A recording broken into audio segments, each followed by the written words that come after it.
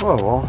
Interesting day today here in San Francisco, California. We have fog. It smells like early August or even late July. And it's dripping like August and July. Temperatures 45 when I left. It's supposed to be 82 or 80, somewhere in the 80s today, in the low 80s. Tomorrow, 84 are going to be the highs. Has California just slipped right back into early summer? I don't know, but I've got a video for you. Let's see if we can find some place this way to do the video.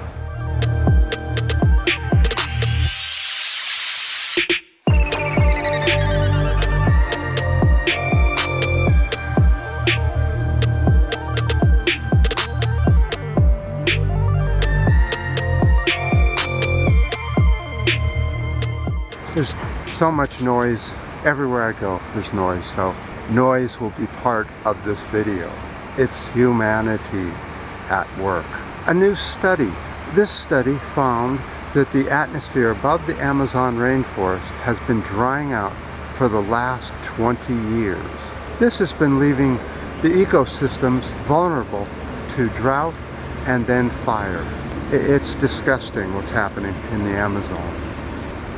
So the fires in the Amazon, which are still going, but not as much, we'll look at that in a few minutes, is causing black soot to go up into the atmosphere.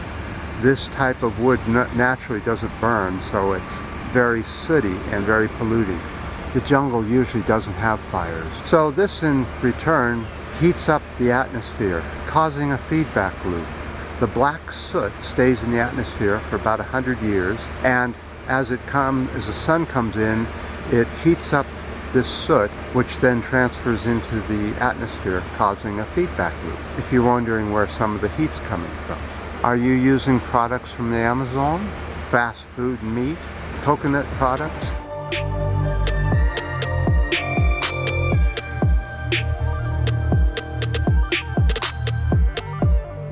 From the Amazon, you have to check where your products are coming from. So I wanted to show you this. This is absolutely astounding what I found. But there are two hurricanes going on right now. One by India, which I want to show you here. Notice that the Indian smog that has been polluting most of the country is now being sucked into this hurricane, which will take this smoke and put it up into the high atmosphere. That's not good at all. But look at over here. Here's another one over by Nihon, or Japan. It's taking the pollution from China and throwing it up into the atmosphere, both at the same time. I don't think I've ever seen anything like this before.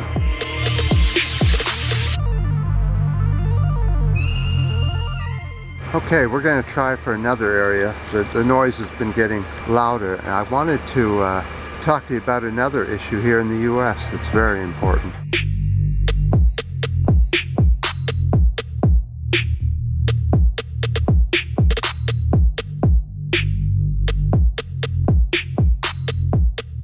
So the EPA here, which is the Environmental Protection Agency here in the US, says that it's starting the process of rolling back protections for the citizens of the US so that coal ash can be dumped anywhere and not have to worry about pesky regulation. But coal ash is toxic. We can't just dump it anywhere. It's a toxic product. That's why we should never be burning coal except for emergencies. I want to show you this this really pretty, this is our first, because of the moisture in the air, this is our first mosses showing up on the trees. It's kind of pretty.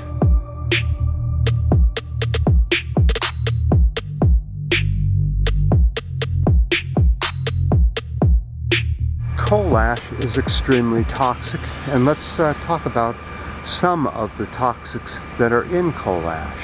Video today. Okay. Yeah, all the mist and drizzle and it's all here. Have a good one. You too.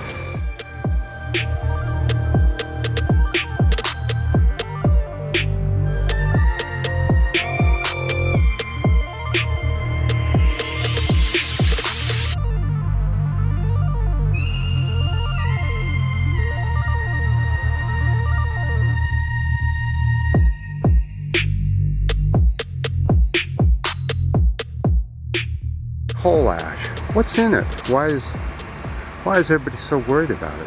Oh, it only has arsenic, boron, cadmium, chromium, cobalt, lead, lithium, mercury, and uranium to start with. A lot more is in coal ash. But yet, we're going to get rid of the regulations so that if these coal ash dams break, the coal ash people aren't responsible. Just happens. The public will pay for it. It shows you how terrible the leadership here in this country is and throughout the world to actually burn coal. Hard to believe that people would pollute our environment just for a few dollars. It is, after all, our own doing. We're the ones that put these idiots in office here in the U.S. so that they can go and give people cancer. They can give you genetic birth defects in your newborn children. You know, that's the problem with ignoring all this stuff. You have to be really stupid to ignore it because the consequences are lethal.